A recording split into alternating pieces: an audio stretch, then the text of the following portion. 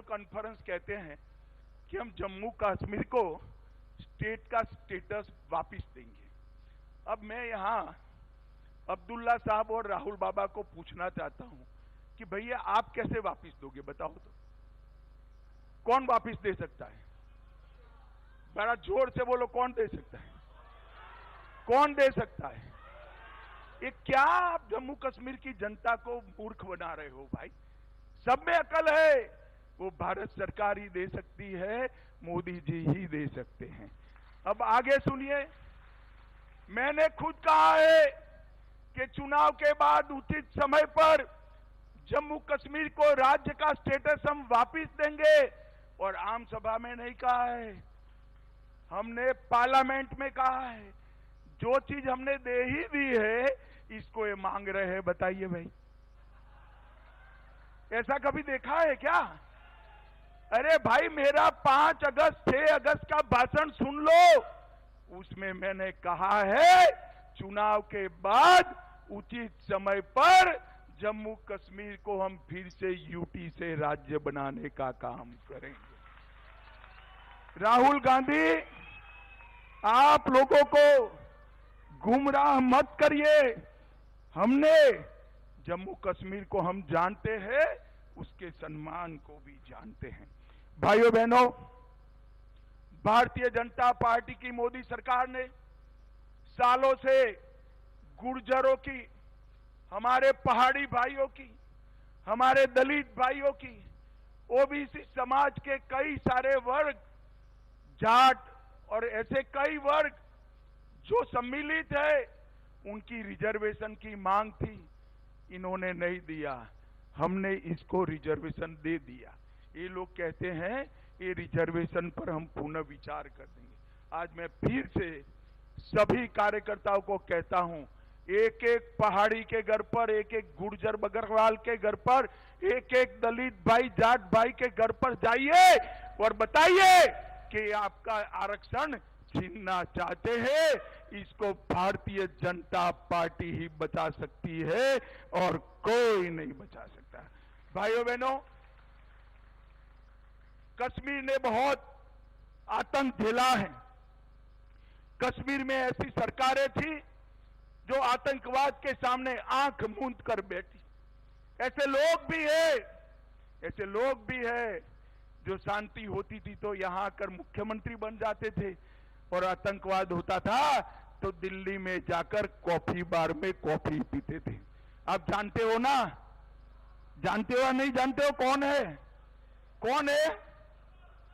जोर से बोलो, कौन? इन्होंने आतंकवाद को बढ़ाया।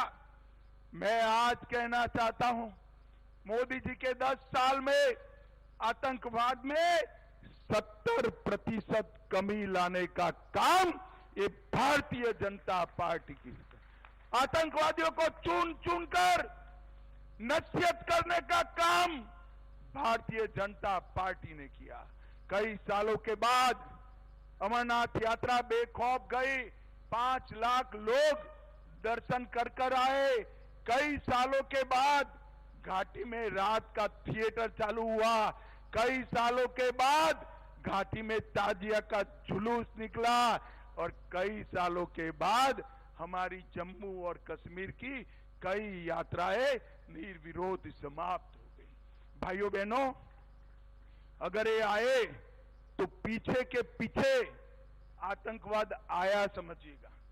और जम्मू कश्मीर के लोगों ने, और विशेषकर जम्मू के लोगों ने तय करना है कि आपको आतंकवाद चाहिए या चैन, अमन, शांति, विकास और उद्योग विकास चाहिए। ये आपको तय करना है। अगर एनसी कांग्रेस आई तो आतंकवाद आएगा, और भाजपा आई तो किसी की ताकत नहीं है आतंकवाद को यहां घुसपैठ कराने की। भाई और बहनों, हमने पंचायत के चुनाव कराए, ग्राम पंचायत, तहसील पंचायत, जिला पंचायत, जिसको ये 3 परिवार रोक कर बैठे थे, और पंचायत चुनाव में हमारे लोगों ने अच्छे से वोटिंग भी किया। और भाइयों बहनों, हमने अकेले जम्मू में 32,000 करोड़ से ज्यादा विकास का काम करने का काम भारतीय जनता पार्टी। मुझे जरा जोर से बुलाओ। मोदी जी ये सारा विकास लेकर आए। मैं आपको पूछना चाहता हूं, जम्मू कश्मीर में एम्स कौन लेकर आया? जोर से बोलो, कौन लेकर आया? जम्मू कश्मीर में आईआईटी कौन लेकर आया? जम्मू में आईआईएम लेकर कौन आया? भाइयों बहनों, आपको एक भी जुलूस नहीं निकालना पड़ा, एक भी डंडा नहीं खाना पड़ा। जम्मू में एम्स, आईआईटी, आईआईएम देने का काम नरेंद्र मोदी जी ने किया है। नरेंद्र मोदी जी, कई सारे कॉलेज बने। इसके आगे चला 25,200 करोड़ से 25,200 करोड़ से हाइड्रो पावर 3,000 मेगावाट से ज्यादा जनरेट होने लगेगा, जिससे जम्मू कश्मीर के विकास के लिए पैसा आने वाला है। भाइयों बहनों, बिजली की व्यवस्था में भी हमने सुधार किया और कई सारे विकास के काम भारतीय जनता पार्टी की सरकार के। आज ये अपने 10 मुद्दे पर नाच करते हैं, जो जम्मू कश्मीर को पहले की तरह और विशेषकर जम्मू को आतंकवाद की लपेट में लपेटना चाहते हैं। मैं आपको कहकर जाता हूं, आप एक कार्यकर्ता 4 परिवार का फॉर्मूला पार कर दीजिए, हम जम्मू को आतंकवाद की आग से हमेशा के लिए बचाने का काम भारतीय जनता पार्टी। और ये कुछ लोगों ने अफवाहें फैलाई। कल मुझे मीडिया के मित्र बोले कि हाँ, तो एक हवा है कि नेशनल कॉन्फ्रेंस की सरकार बन रही है, कांग्रेस और मैं आज भाइयों बहनों, मैं बड़ी युवा अवस्था से चुनाव के आंकड़ों का विद्यार्थी हूं और मेरा आकलन भी कमोबेश ठीक रहता है। आज मैं आपके सामने कहकर जाता हूं, सामने की दीवार पर मैं लिखा हुआ पढ़ पाता हूं कि जम्मू कश्मीर में फारूक अब्दुल्ला और कांग्रेस की सरकार कभी नहीं बन सकती। मेरी बात मानकर घर घर में जाकर हमारा कार्यकर्ता ये संदेश आगे पहुंचाए। भाइयों बहनों, ये वो लोग हैं जिन्होंने जम्मू कश्मीर के विलय के बाद हमारे महाराजा हरि सिंह जी को जम्मू के बाहर निकाला, कभी आने नहीं दिया। महाराजा की अर्थियां आ गई, महाराजा अपने जीवन में नहीं आ पाए। हरि सिंह जी का अपमान करने वाले लोग जीतने चाहिए क्या? इतने सालों तक हरि सिंह जी के जन्मदिन की छुट्टी नहीं की। भारतीय जनता पार्टी ने आकर हमने छुट्टी देने का काम किया और वो हरि सिंह जी जिन्होंने आज जम्मू कश्मीर को भारत के साथ जोड़ा था, उनका सम्मान करने का काम किया। भाइयों बहनों, ये तीनों परिवार भ्रष्टाचार की चरम सीमा पर और इन्होंने इतना भ्रष्टाचार किया है कि एक और पूरे देश का भ्रष्टाचार और दूसरी ओर नेशनल कॉन्फ्रेंस कांग्रेस और पीडीपी का भ्रष्टाचार। अगर इतना पैसा जम्मू कश्मीर में विकास के काम में खर्च होता तो आज आपका कोई काम बाकी नहीं होता, कोई काम बाकी नहीं होता। भाइयों बहनों, आज मैं जब यहां पर आया हूं तब हमारे संकल्प पत्र की भी बात करना चाहता हूं। आपको अच्छा लगे तो जोर से नारे लगाइएगा। हमने तय किया है कि मां सम्मान योजना के तहत सबसे वरिष्ठ माता को, सबसे वरिष्ठ महिला को 18,000 रुपया हम सालाना देने का काम करेंगे।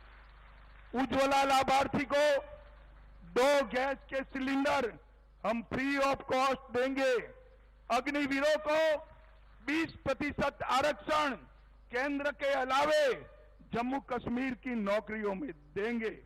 और डोडा में, किश्तवाड़ में आयुष हर्बल पार्क और डोडा किश्तवाड़ में जहां 7 झील है, वहां पहलगांव से भी अच्छा एक नया पर्यटन शहर बनाएंगे, जिससे जम्मू क्षेत्र के पर्यटन को आगे बढ़ेगा। हम टैटू ग्राउंड पर एक एम्यूजमेंट पार्क बनाएंगे। हम डल झील में विश्व का सबसे अच्छा झील पर्यटन का केंद्र बनाएंगे। एससी और एसटी को नौकरियों में उनके प्रमोशन निश्चित करेंगे। हर किसान को मोदी जी 6,000 भेज रहे हैं, हम इसमें 4,000 जोड़कर 10,000 रुपया देंगे। कृषि बिलों के दरों में 50% राहत देंगे। जम्मू और श्रीनगर में मेट्रो चलाएंगे। हर साल 5 साल तक 100 मंदिरों का जीर्णोद्धार करेंगे और साबरमती रिवर फ्रंट की तर्ज पर तवी रिवर फ्रंट बनाकर यहां बहुत बड़ा हम एक पर्यटन का सेंटर बनाएंगे और कश्मीरी पंडितों और विस्थापितों के लिए एक नई योजना लेकर भी आएंगे। भाइयों बहनों, जम्मू कश्मीर का समग्रता से विकास ये भारतीय जनता पार्टी का लक्ष्य है। मैं घाटी के युवाओं को भी कहना चाहता हूं, कई बार आपने इनके हाथों में सत्ता दी, जब जब आतंकवाद आया फारूक साहब और उनका परिवार इंग्लैंड चला जाता था। जरा उनके पासपोर्ट देख लीजिए, आतंकवाद आया तब घाटी के युवा मरे। हमने घाटी को आतंकवाद से रहित करने का काम किया है। बाकी जो करना है वो करिए। फारूक साहब